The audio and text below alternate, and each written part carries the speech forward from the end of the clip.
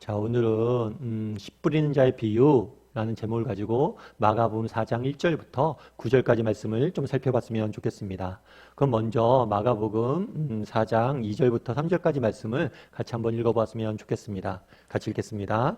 이에 예수께서 여러 가지를 비유로 가르치시니 그 가르치시는 중에 그들에게 이르시되 들으라. 씨를 뿌리는 자가 뿌리러 나가서. 그래서 오늘 본문에 보면 예수님께서 비유로 가르치시다라고 표현되어 있습니다. 사실 그동안 우리는 마가복음에서 예수님께서 많이 제자들을 가르치셨다, 무리들을 가르치셨다, 천국 복음을 전하셨다라는 이야기를 많이 들었습니다. 그런데 사실 예수님이 무엇을 가르쳤는지에 대해서 마가복음이 이때까지 기록하지 않아요. 그런데 여기서는 구체적으로 마가복음을 통해서 예수님께서 가르치신 내용이 구체적으로 기록되어 있습니다. 특별히 우리가 오늘부터 며칠간은 이 비유에 대해서 살펴보게 될 거예요. 그래서 예수님께서 어떤 비유를 가지고 어떻게 제자들과 무리를 가르쳤는지 우리가 배우게 될 겁니다. 오늘 첫 번째로 배우게 되는 비유는 뭐냐면 씨 뿌리는 자의 비유예요. 그러면 씨 뿌리는 자의 비유의 내용에 대해서 우리 함께 읽어봤으면 좋겠습니다. 4절부터 8절까지 말씀을 좀 길지만 함께 읽어봤으면 좋겠습니다. 뿌릴새 덜어는 길가에 떨어짐에 새들이 와서 먹어버렸고, 덜어는 흙이 얕은 돌밭에 떨어짐에 흙이 깊지 아니하므로 곧 싹이 나오나 해가 돋은 후에 타서 뿌리가 없으므로 말랐고, 덜어는 가시떨기에 떨어짐에 가시가 자라 기운을 막음으로 결실하지 못하였고, 덜어는 좋은 땅에 떨어짐에 자라 무성하여 결실하였으니 30배나 60배나 100배가 되었느니라 하시고. 비유의 내용은 간단합니다. 씨 뿌리는 자, 농사를 짓기 위해서 씨를 뿌리는 자가 있었다라고 이야기를 합니다. 근데 그 씨를 뿌렸는데 씨가 네 가지 땅에 떨어진 거죠. 어디에 떨어졌어요? 길가에 떨어졌고, 그 다음에 흙이 얕은 돌밭에 떨어져 있고, 그 다음에 가시떨기에 떨어졌고, 또 마지막으로 좋은 땅에 떨어졌다. 이렇게 해서 씨를 뿌렸는데 이 네 가지 밭에 떨어졌다. 이렇게 이야기를 합니다. 그런데 이 비유를 이해하기 위해서는 당시 농업의 풍토를 좀 이해해야 돼요. 우리가 생각하기에 밭은 우리가 생각하기에 평평한 이런 곳에 있는 밭이 아닙니다. 물론 이스라엘 평지도 있었어요. 하지만 이것은 대대로 로마의 차지였어요. 그래서 로마가 속국으로 있었기 때문에 로마가 차지하고 있었고, 부득이하게 이스라엘 사람들은 어디로 갔냐면 산에 가서 산 비탈에 밭을 지었어요. 그러니까 밭이 어떻게 생겼냐면 이렇게 계단식으로, 좁은 계단식으로 이렇게 구성이 되어져 있었습니다. 그래서 폭이 좁고 길기 때문에 길과 여러 가지 것들이 구분이 잘 안 돼 있었어요. 뿐만 아니라 그 당시에 농사는 어떻게 지었냐면 우리는 이렇게 고랑을 다 판 다음에 고랑고랑에 씨를 뿌려요. 그런데 거기는 그렇게 하지 않습니다. 먼저 밭을 대충 삽으로 이렇게 슥슥슥슥 긁어냅니다. 그 다음에 씨를 뿌려요. 그 다음에 제대로 다시 씨앗을 덮습니다. 그래서 씨 뿌린 다음에 쟁기질을 한다라고 보는 게 더 정확해요. 그렇기 때문에 씨를 뿌린 다음에 다양한 밭의 특성들이 나타나는 거예요. 그런데 씨를 뿌렸는데 이 씨가 네 가지 밭에 뿌려졌다라고 성경은 가르치죠. 첫 번째는 뭐예요? 길가에 뿌려졌어요. 그러니까 사실 밭이 있으면 밭이 좁고 길기 때문에 길과 밭이 명확히 구분이 안 돼 있어요. 그리고 밭 가운데서도 공유지 같은 밭은 사람들이 다니는 길들이 조금 있었어요. 사람이 어디로 다니는지 확실히 알 수가 없었어요. 그래서 바닥이 딱딱한 밭이 있었습니다. 그곳에 씨앗이 떨어지는 경우들이 있죠. 그런 경우는 씨앗을 내리지 못하고 새들이 나와서 먹었다라고 이야기합니다. 그럼 이 길가에 떨어진 밭은 어떤 마음을 의미하는 걸까요? 아마 이것은 교만을 의미하는 거겠죠. 우리 중에는 그런 생각하는 사람들이 있을 수 있어요. 아유, 하나님, 그래 교회 나가는 것만 해도 내가 감사하지. 하나님 말씀 알아서 뭐해? 하나님 말씀 배워서 그게 세상 사는데 도움이 돼? 이런 마음들 가질 수가 있어요. 그래서 하나님 말씀 없이도 내가 충분히 살아갈 수 있는 교만한 마음이 어떤 밭이냐? 그게 바로 길가에 떨어진 씨예요. 뿐만 아니라 또 어떤 밭이 있다고 그랬어요? 돌밭이 있다라고 이야기해요. 돌밭은 어떻게 되어 있냐면 그 산 기슭에 졌잖아요. 그러다 보니 겉으로 보면 흙이에요. 그런데 그 밑에 돌이 있는 거예요. 그래서 씨앗이 처음에 뿌려집니다. 그럼 뿌리를 좀 내려요. 그런데 밑에 돌이 있기 때문에 뿌리가 깊어지지 못하는 거예요.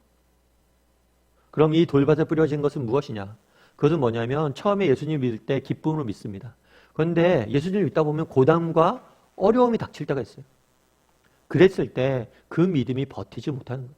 왜 하나님께서 내게 이런 것들을 허락하셔? 정말 예수 믿으면 복 받는다고 그랬잖아. 그런데 왜? 이런 마음이 드는 거죠. 사실 안타까운 것은 그런 거예요. 사실 우리가 인생을 살다 보면 어렵고 힘든 순간이 있습니다. 그럴 때 사실은 더 예수님을 붙잡아야 돼요. 그래야지 예수님이 주신 은혜로라도 있어야지 그 고난을 이겨내죠. 그런데 그 고난과 어려움이 닥치자 예수님과 정반대로 가는 거예요. 그러면 더 큰 어려움과 아픔 속에서 홀로 울고 있는 거죠. 이것이 바로 돌밭이. 그리고 또 뭐라고 이야기합니까? 가시밭에 떨어졌다. 아무래도 가시밭이라고 표현되어 있는데 잡초가 많은 거겠죠. 잡초는 씨앗보다 훨씬 더 빨리 자랍니다. 그래서 씨앗이 자라다 보면 이 가시밭과 잡초들 때문에 더 이상 빛을 받지 못해서 자라지 못하는 거죠. 이것은 무엇이냐? 예수님께서는 이것은 세상 유혹과 욕심 때문에 갇혀서 더 이상 믿음이 자라지 못한다는 거죠. 우리도 마찬가지죠. 정말 믿습니다. 그리고 열심히 교회를 다닙니다. 그런데 점점 세상 일이 분주해져요. 세상 일이 바빠요. 그러다 보니까 정말 하루 온전히 살아가면서 기도할 시간도 없어요. 말씀 볼 시간도 없어요. 세상 일을 쫓겨다 보면. 그런 날들이 있죠. 그런 순간들을 의미하는 거예요. 세상 일에 쫓겨서. 그럼 왜 세상 일에 쫓깁니까? 사실 우리 안에는 두려움이 있어요. 뭐예요? 도태되면 안 된다는. 정말 세상에서 낙오되면 안 된다. 이런 두려움에 있다 보니까 세상 일을 계속해서 매이는 거예요. 또 욕심도 있을 수 있죠. 내가 좀 더 갖고 싶은, 이루고 싶은. 그런 거 그러니까 매이는 거예요. 그러다 보니까 세상 일에 매이다 보니까 점점 하나님으로부터 멀어지는 거겠죠. 이것이 가시밭이라고 이야기를 합니다. 그리고 마지막으로 좋은 밭에 떨어졌다라고 이야기해요. 그렇다면 좋은 밭은 어떤 밭일까요? 오늘 본문에 보면 계속해서 반복되는 게 있어요. 들을 귀 있는 자는 들으라. 정말 하나님의 말씀을 들을 줄 아는 사람이 되어야 돼요. 정말 귀 기울일 줄 알아야 돼요. 왜요? 그 안에 생명과 참된 기쁨과 평안이 있기 때문이에요. 정말 우리가 살아가는 삶의 지혜가 담겨져 있기 때문이에요. 그런데 들을 뿐만 아니라 뭐 할 수 있어야 돼요? 행할 수 있어야 돼요. 그 당시 헬라 사람들은 그리스 사람들은 지식을 위한 지식을 추구했어요. 그래서 이게 지식이란 것 자체가 삶과 무관해요. 논쟁이 계속. 소피스트를 얘기한 게 있잖아요. 그런데 히브리의 지식은 그런 지식이 아니에요. 삶에 적용하는, 실천하려는 지식이었어요. 따라서 이 좋은 밭이란 뭐냐? 하나님의 말씀을 들을 뿐만 아니라 뭐 하는 밭이에요? 행하기 위해서 노력하는 밭이 좋은 밭이에요. 그런데 우리가 기억할 점이 있어요. 그건 뭐냐면 이 네 종류의 밭이 네 종류의 사람을 의미하는 건 아니에요. 야, 저 사람은 마음밭이 돌밭이야. 야, 저 사람은 마음밭이 가시밭이야. 이런 걸 의미하는 게 아닙니다. 이 네 가지 밭은 한 사람의 마음에 있는 밭이에요. 우리가 오늘은 좋은 밭일 수 있습니다. 그런데 내일 우리 마음의 밭이 어떻게 될 수 있어요? 길가의 밭처럼 딱딱하게 굳어질 수 있어요. 그 다음날 또 가시밭처럼 세상 일에 분주해서 맡길 수 있다는 거예요. 이건 네 종류가 아니라 한 사람에 있는 마음밭이. 결국에 이 비유를 통해서 예수님께서 말씀하신 것은 무엇입니까? 밭을 기경해야 된다는 거예요. 밭을 우리가 가꾸어야 된다는 거예요. 우리의 마음밭을 정말 좋은 밭이 될 수 있도록 날마다 다듬어야 됩니다. 우리의 마음은 언제든지 길가가 될 수 있고 돌밭이 될 수 있고 가시덤불이 될 수 있어요. 그렇게 늘 날마다 좋은 밭이 되기 위해서 가꾸어야 된다. 그 말씀을 하는 거예요. 예를 들면 저 같은 경우에도 그런 경우들이 많아요. 기도를 하잖아요. 기도를 할 때 많은 시간을 기도 자체를 위해서 많이 씁니다. 하나님, 제가 오늘 기도를 합니다. 정말 온전히 집중하게 도와주시고 함께 해달라고. 그리고 우리가 말씀 볼 때도 기도하고 말씀 보는 이유도 거기에 있어요. 하나님, 정말 우리의 마음밭을 다스려달라고. 그러니까 말씀을 듣기 전에, 정말 기도하기 전에 우리의 마음이 준비될 수 있도록 늘 우리가 갈고 닦아야 돼요. 그랬을 때 하나님께서 우리에게 주시는 은혜들이 있어요. 그런데 사실 그렇지 않습니까? 살다 보니까 여러분 어떠세요? 여러분 좋은 밭이세요? 여러분 좋은 땅이세요? 저는 목사지만 제가 좋은 땅이라고 확신할 수가 없어요. 제 마음의 밭을 보니까 진짜 길가 같을 때도 많고요. 진짜 가시밭길 같을 때도 많고요. 질제 돌박 같을 때도 많아요.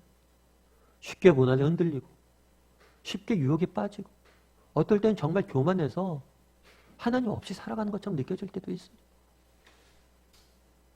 그런데 우리에게 소망이 있는 이유는 무엇일까요? 씨 뿌리는 자가 있다는 거예요. 예수님이 계속해서 씨를 뿌린다는 거예요. 생각해보면 그렇지 않습니까? 오늘 농사를 이렇게 짓는다고 이야기했어요. 그 우리 마음속에 그런 게 있죠. 참 이스라엘 사람들 이상하다. 아니 예수님의 비유에 등장하는 이 사람 너무 이상하다. 아니 좋은 밭에만 뿌리면 되지 뭐하러 다 뿌리냐는 거예요. 그런데 그게 예수님이시고 그게 예수님의 방법이에요. 니네가 어떤 밭이건 내가 너희들에게 뿌린다는 거예요. 정말 중요한 게 뭐냐? 내 마음의 밭의 상태가 어떻든 상관없이 말씀을 뿌리는 거예요. 왜요? 말씀은 능력이 있어요. 말씀은 힘이 있어요. 그 말씀이 우리를 지킬 거예요. 그래서 우리가 아침 묵상하는 거 아닙니까? 사실 아침 묵상하다 보면 여러분들 항상 기쁘게 아침에 일어나는 건 아니죠. 어떨 땐 피곤해서 일어나고 어떨 땐 집중도 안 되고 어떨 땐 힘들죠. 그럼에도 불구하고 우리가 왜 이렇게 해요? 내가 때로는 돌밭이고 길 까고 가시밭이지만 이렇게 뿌리다 보면 내 마음이 좋은 밭으로 변하는 순간에 60배, 100배 그동안 낭비됐던 것보다 훨씬 더 많은 것들을 거둔다는 거예요. 이게 비경제적인 방법이 아닙니다. 이게 훨씬 더 경제적인 방법이에요. 왜요? 더 거둘 게 많기 때문이에요. 여러분 힘든 날들이 있습니다. 지치는 날들이 있어요. 그래도 많이 뿌렸으면 좋겠어요. 말씀을 심었으면 좋겠어요. 저는 목사이지만 제 자신을 믿지 않습니다. 다만 저는 믿는 게 뭐냐면 내게 심겨진 말씀을 믿어요. 그 말씀이 능력이 있어서 나를 지킬 거예요. 제가 대학교 다닐 때 대학교 4학년 때 IMF가 터졌어요. 제가 이것저것 하느라고 졸업이 좀 늦어졌는데 늦어지는 바람에 IMF가 터졌습니다. 그래서 요즘 코로나 시대에 졸업하는 사람들의 심정을 알아요. IMF 터지니까 개인의 능력은 중요하지 않아요. 아무리 뛰어난 개인도 취직할 수가 없어요. 막막했죠. 그때 참 저를 지켜줬던 말씀이 있어요. 그게 뭐냐면 시편 62편 5절부터 6절이에요. 나의 영혼아 잠잠히 하나님만 바라라. 물은 나의 소망이 그로부터 나오는도다. 오직 그만이 나의 반석이시요 나의 구원이시며 나의 요새이시니 내가 흔들리지 아니하리로다. 제가 이 말씀을 언제 어떻게 접했는지 모르겠어요. 근데 이 말씀이 내게 딱 꽂혔어요. 그래서 그때 참 힘들고 어려웠는데 이 말씀을 가지고 늘 기도할 때도 말씀 한번 외우고 기도하고 이 말씀이 또 찬양으로 되었거든요. 그래서 기도실 갈 때 기도하기 전에 또 기도 마치고 이 찬양을 부르면서 위로를 얻었던 순간들이 있었던 것 같아요. 그래서 이 말씀이 그때 지켰던 것 같아요. 안타까운 것은 제가 기도실 가서 이 찬양을 좀 했는데 아는 선배가 한참 나중에 그런 얘기 하더라고요. 참 승원아 찬양은 은혜롭게 하긴 하는데 참 못하더라. 좀 제대로 박자 좀 맞춰서 불러라. 이런 얘기를 하더라고요. 그런데 그때 저는 이 말씀이 저를 지켰던 기억이 있어요. 여러분 말씀이 능력이 있어요. 씨를 뿌리면 돼요. 그 씨가 우리를 지킬 거예요. 우리의 마음의 밭이 어떻든 뿌릴 줄 아는 사람이 되었으면 좋겠습니다. 이 시간 우리 한번 묵상했는데요. 정말 오늘 하루 종일 묵상해 봤으면 좋겠어요. 나는 어떤 마음밭인가? 그리고 난 이런 마음을 가꾸기 위해서 얼마나 노력하고 있는가? 그리고 난 얼마나 씨를 뿌리는 사람인가? 내 삶 가운데 말씀을 심는 사람인가? 열심히 말씀을 심기 바랍니다. 그럼 반드시 거둘 거예요.